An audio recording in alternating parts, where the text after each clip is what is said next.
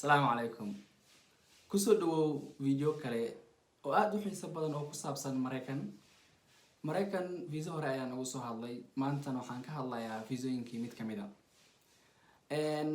Mareykan haddii aad rabto inaad u dacwooto xaaskaaga ama ninkaaga waxaa kuu furan labada wado oo kuu furan mid kamid hore ayaan ugu soo hadalnay oo waxaa loo yaqaanaa CR1 visa tan maanta aan rabo inaan ka hadlano waxaa loo yaqaanaa K1 visa labadaas wado ayaa ku furan CR1 visa ama K1 visa CR1 visa waxaa waaye dad isqabo oo hore isku nikaaxsaday oo warqado nikaaxna haysto laakiin K1 visa waa dad saaxiibo ah oo isla socdo rabo inay isku dacwoodaan labadaba laba visa oo qofku uu isticmaali karo waaye waxyaabo badan ay ku kala duwan yihiin tusaale ahaan waqtiga ay ku kala duwan yihiin mid wuxuu qaataa 9 bilood qiyaas ahaan oo K1 visa waxay qaadataa 9 months CR1 visa waxay qaadataa 15 bilood ama hal sano iyo bar marka K1 visa ayaa fudud waqti ahaan hadii la dhahayo laakiin waxyaabo badan ay ku kala duwan yihiin iyo shuruudo aad u badan ay ku kala duwan yihiin tusaale ahaan K1 visa qofka waa inuu ahaadaa qof wadanka Mareykan u dhashay oo baasaboorka haysto ama gadaal ka qaato ama markuu dhalanayo ha qaato waa inuu baasaboorka weyn haystaa dhalashada waa inuu haystaa si K1 visa oo uu dacwoodo qofkiisa laakiin CR1 visa qasab ma ahan inaad baasaboorka weyn haysato waxaa ku dacwoon kartaa green card-kaaga ama baasaboorka weyn adoo haysto videogan waxaan ku falaqayn doonaa sababaha ay u kala duwan yihiin oo aad ku dooran karto K1 visa ama CR1 visa ayadoo ku xiranta adiga xaaladaada waxaan ka hadli doonaa qiimaha waxaan ka hadli doonaa waqtiga waxaan ka hadli doonaa shuruudaha iyo waxyaabo badan ay ku kala duwan yihiin si ay kugu kala cadaato oo kala doorato midda kuu fiican adiga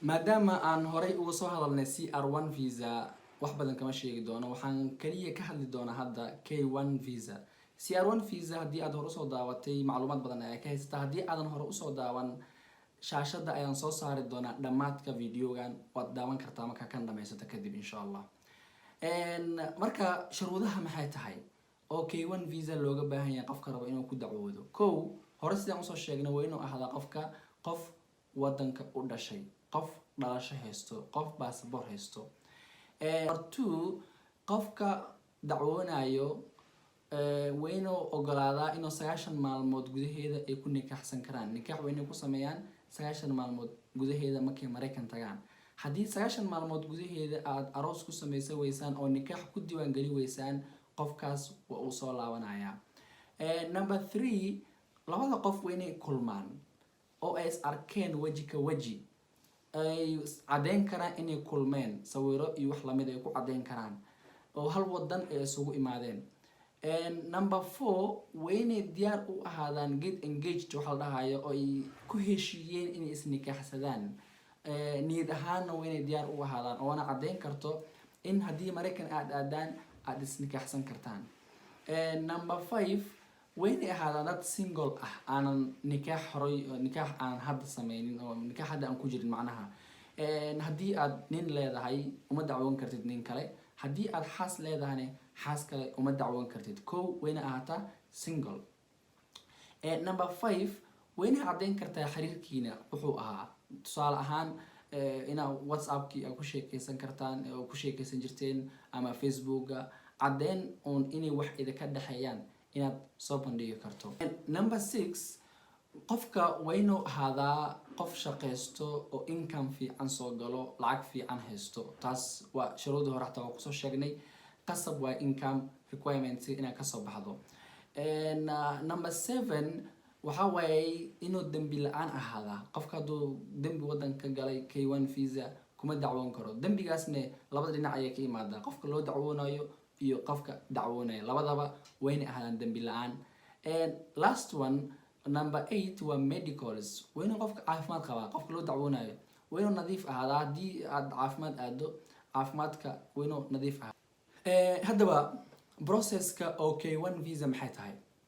K1 visa way ka fududahay CR1 visa, laakiin gadaal dambe ayay ka adkaan doontaa sidaan waxyar kadib kuu sheegi doono.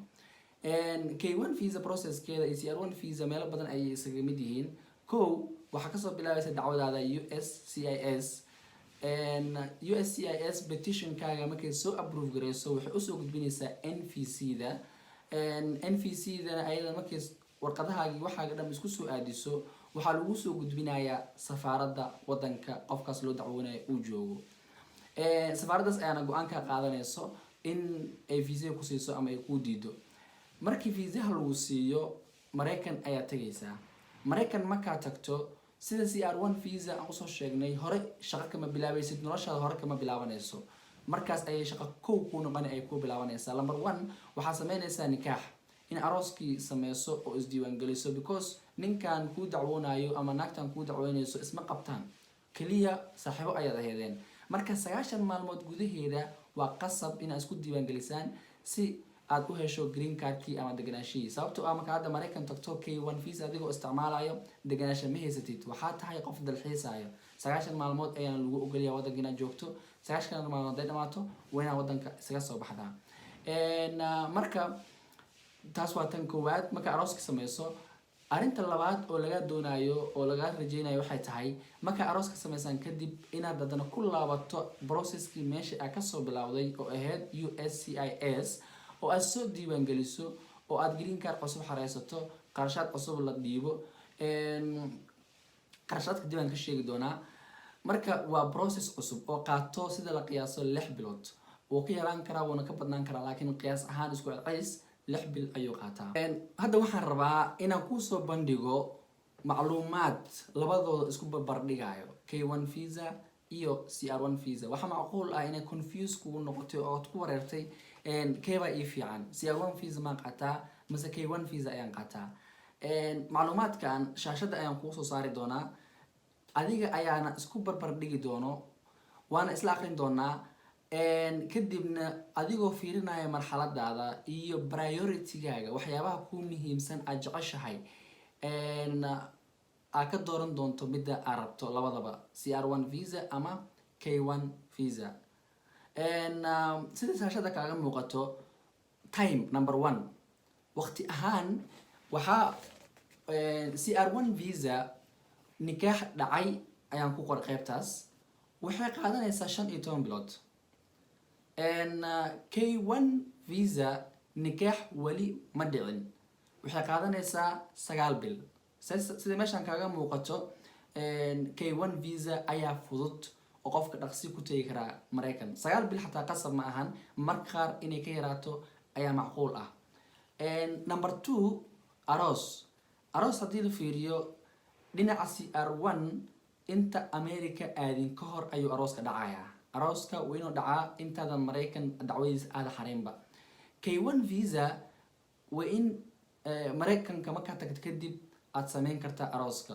qasab ma ahan inaad wadanka adoo joogto sameyso, laakiin markaad Mareykan tagto 9 maalmood gudaheeda inaad ku sameyn karto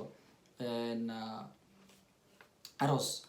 number 3, caruurtaada. kasoo qaad caruur baad haysatay, ninkaaga ayaa kuu dacwoonayo, caruurtaada waad wadan kartaa. CR1 visa waad wadan kartaa, K1 visa waad wadan kartaa. CR1 visaha caruurta lagu wado waxaa loo yaqaanaa CR2 visa. K1 visa caruurta tan lagu wadan waxaa loo yaqaanaa K2 visa. lambarka 4, deganaasho. CR1 visa marka visaha aad hesho oo Mareykanka, safaaradda Mareykan ay kasoo bixaysid, deganaashahaaga hore ayaad ka haysataabo. markaad tagto elaborka asbuuc gudihiisa ama elaborka gudihiisa ayaa lagaa siinayaa green cardkaaga. laakiin K1 visa waa process cusub. markaad Mareykan tagto kadib ayaa process cusub ku bilaabanaya. kow waxaa xareynaysaa deganaashihii, green cardkii xareynaysaa, aroosaa sameynaysaa, process cusub ayaa ku bilaabanayo oo 6 bil qaadan karo. lambarka 5 waa shaqo. CR1 visa markaad ku tagto hore ayaa ka shaqeyn kartaa oo uma baahnid shuruudo kale iyo warqado kale inaad raadiso. K1 visa shaqo looguma ogolo, marka waa inaad marka hore noqotaa qof wadanka degan, because dalxiis ayaa ku tagtay. K1 visa waa dalxiis, waa non immigrant visa, marka marnaba laguma ogolo inaad shaqeyso. dhinaca lacagta maxay ku kala duwan yihiin? CR1 visa waxay qaadataa $1,500 processka oo dhan bilaaw ilaa dhammaad oo caafimaad iyo lacagaha dhan ay ku jirto. K1 visa ayadan waxay qaadataa $2,400. sida kaaga muuqato meeshan K1 visa ayaa yara qaalisan. processkan laakiin wuxuu ka bilaabanaa maalintii processka aad xareyso ilaa ya Mareykan aad ka tagto oo aad ka hesho deganaansho. markaa Mareykan tagto kadib maxaa dhacaya? CR1 visa processka wuu dhamaado, process cusub ma galaysid, hore ayaad ka xaroonaysaa, hore ayaad deganaashadaada iyo noloshaada ka galaysaa. laakiin K1 visa sida hore usoo sheegnay process cusub ayaa ku bilaabanaya, sababtoo arooskii inaad sameyso waa 90 maalmood gudahood. waa inaad isdiiwaangelisaa oo aad deganaashihii raadisaa oo wax la dhahayo change of status waa inaad sameysaa oo aad iska soo bedeshaan non immigrant aad isku bedeshaan immigrant, qof wadanka deganaasho ka heli kara because nikaax ayaa sameysay. tan sideedaad waa shuruudaha. CR1 visa shuruuduhu waa badan yihiin because waxaa laga rabaa warqad nikaax iyo qof dad isqabo, shuruudahoodii waa badankood waa badan tahay. laakiin K1 visa shuruudaheeda aad ayay u yar yihiin because waa is jeclaateen oo kaliya ismada aroosina, marka shuruudo badan laguma xijeenayo sida warqada nikaax iyo warqadaha kale oo CR1 visa hore aan ugu soo sheegnay lagama rabo kuwaas. qodobka 9aad sharciga. sida hore usoo sheegnay qofka Mareykanka ah ayaa ku kooban K1 visa.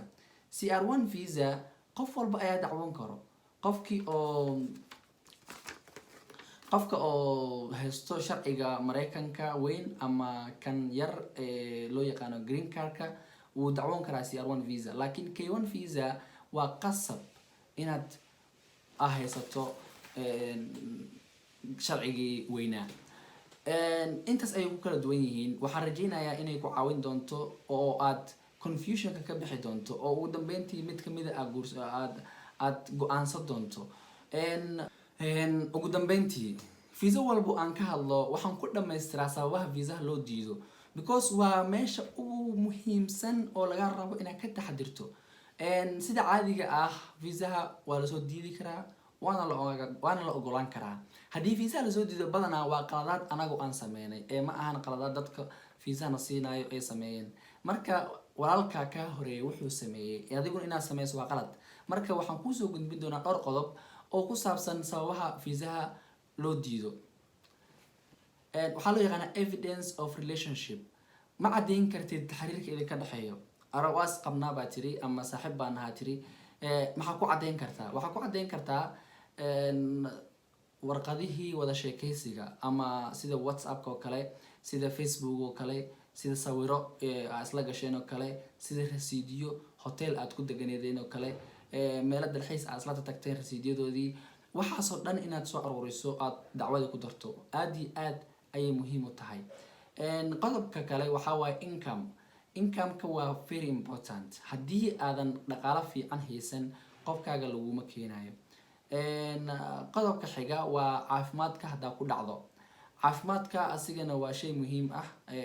communicable diseases waxaa la dhahay ama contagious diseases waxaa la dhahay badanaa ayay fiiriyaan sida TB-shada.